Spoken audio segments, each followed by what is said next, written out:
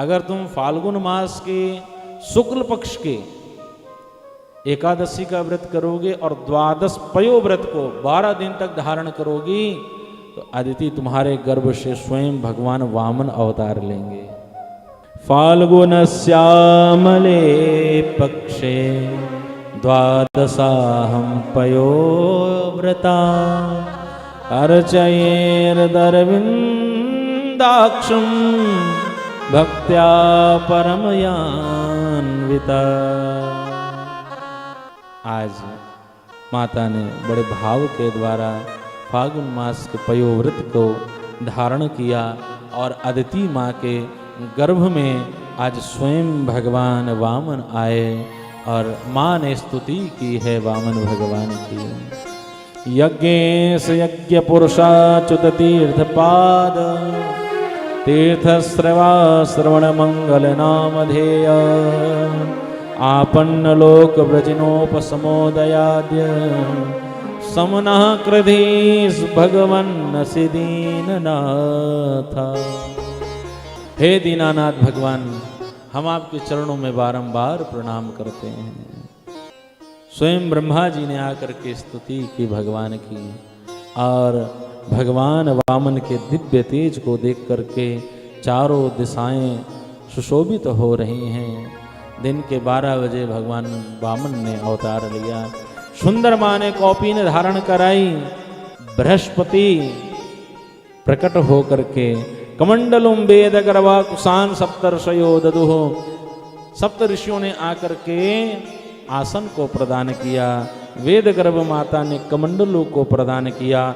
बृहस्पति ब्रह्मसूत्रम, बृहस्पति जी ने आकर के ब्रह्मसूत्र यज्ञोपवीत को कराया।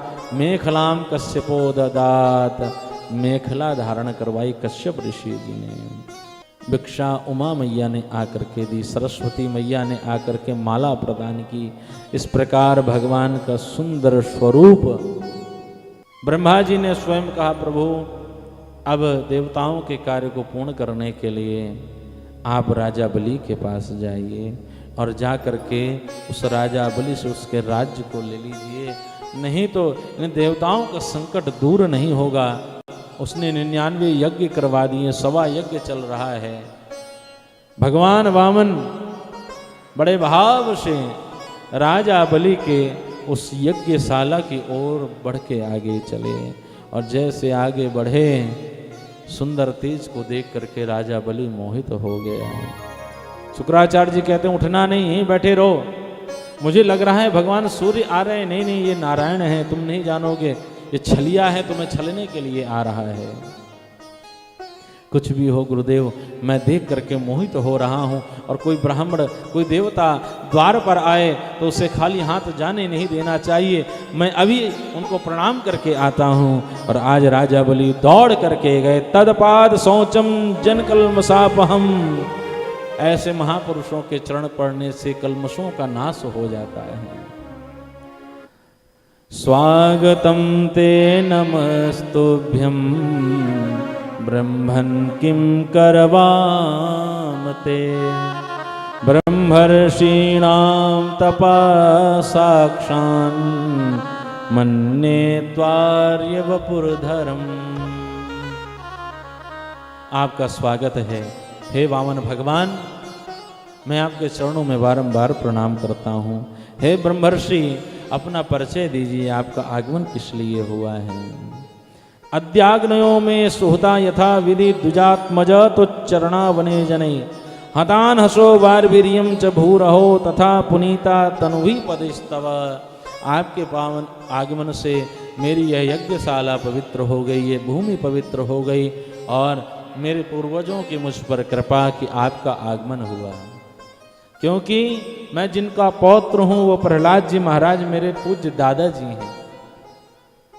भैरोचन पुत्र राजा बलि कह रहे हैं आज मैं धन्य हुआ कि आज मेरे द्वार पर स्वयं ब्रह्मर्षि का आगमन हुआ है, स्वयं वामन का आगमन हुआ है।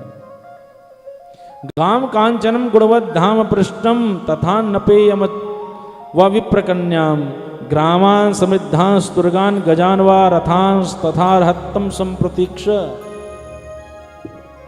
आप कहें तो आपके लिए सोने का महल बनवा दूं, आपका विवाह ना हुआ हो तो विवाह करवा दूं, जो मांगना चाहें आप वो मांग लीजिए, मैं आपको देने के लिए तैयार हूं, मेरा बहुत मन है आपको देने का।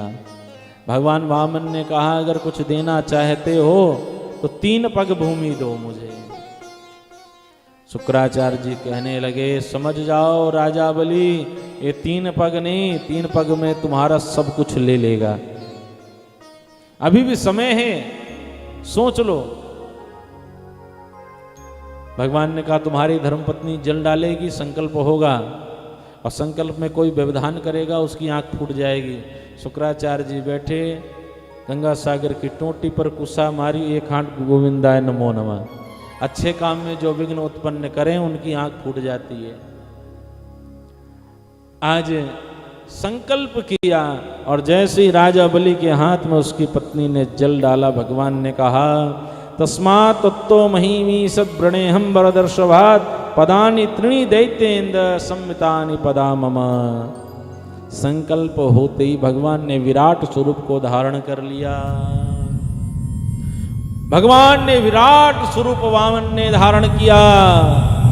पृथ्वी नापी एक में, दूजे में आकाश, तीजा पद कहां रखूं सारे असुर निराश।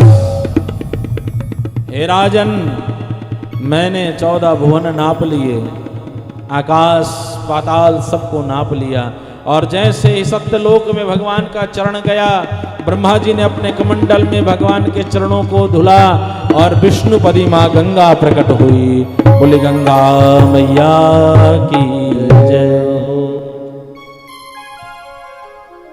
इसीलिए कहा जाता है ब्राह्मणों के दाहिने पैर के अंगूठे में सभी तीर्थों का वास होता है। भगवान वामन के चरण धुलने से विष्णुपदी मां गंगा प्रकट होगी। आज राजा बलि से कहा राजा बलि तुमने संकल्प किया है 3 पग भूमि दूंगा। राजा बलि ने कहा मैंने मना कब किया है, अभी 3रा पग शेष है, आप प्रभु कृपा कीजिए 3रा पग मेरे शीश पर धर दीजिए। यदोत्तम श्लोक भवान ममेरितम वचो विलीकम सुरवर्य मन्यते करोमृतं तन्न भवेत् प्रलंबनम पदम तृतीयम कुरुषेष्ण में निजम। आप कृपा करके अपने 3रे पग को मेरे शीश पर रख दीजिए, जिससे मेरा ये अहंकार नष्ट हो जाए, क्योंकि मनुष्य के शीश पर केवल उस मनुष्य का अधिकार होता है। तो मेरे इस अभिमान को गोविंद अपने चरण के द्वारा मुझे आज शुद्ध कर दीजिए, मेरा उद्धार कर दीजिए।